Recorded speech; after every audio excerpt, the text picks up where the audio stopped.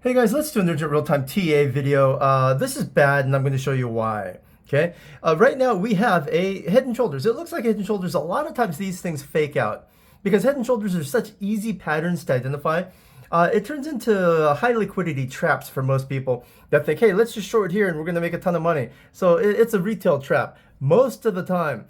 Sometimes it's not. Sometimes it's totally organic, not drawn, and impossible to avoid. Is this the case? Let's analyze this particular pattern to see, because it's scary.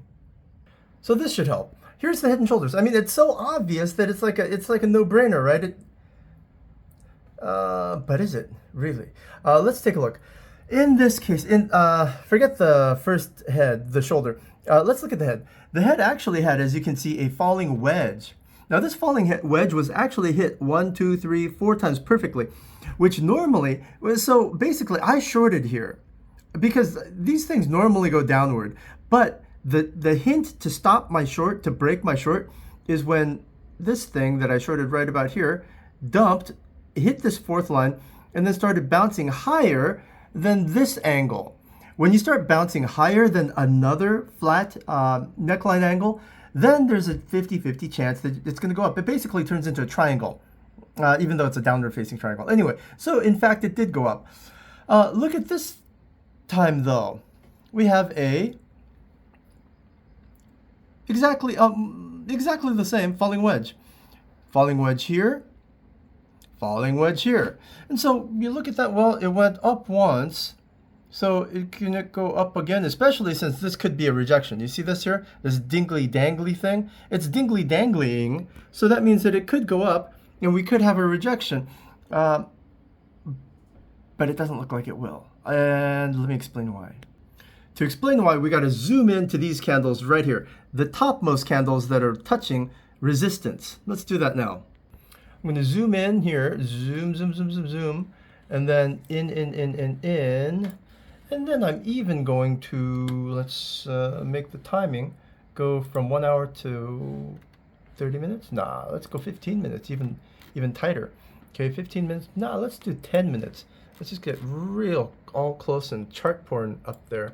And there we go. Now you see why I don't think it's going to pump up. Do you see that? You don't see it yet, do you? Look, see this resistance? It's not actually resistance. What do I mean by that? Oh, we haven't touched it 3 times. So what does that make this when you didn't touch here and you didn't touch here? Look at it again. You did not touch up here. Touch, touch, no touchy. What does that mean? What do you have? You got it. You don't have a falling wedge. You have a, let me delete this so you can see it better. Voila. You have the start of a parabola. This is not going to end well. You see how subtle TA is? This is the sort of thing you have to notice. Now, if we cross this line even a little, if we cross this red line even a little, then that means that this parabola is canceled. As long as we touch the black line that I just deleted. We have to create a dot from dot, dot, dot. And if the line touches a 3rd time, then this parabola is broken and the downward forecast is negated. It's invalidated.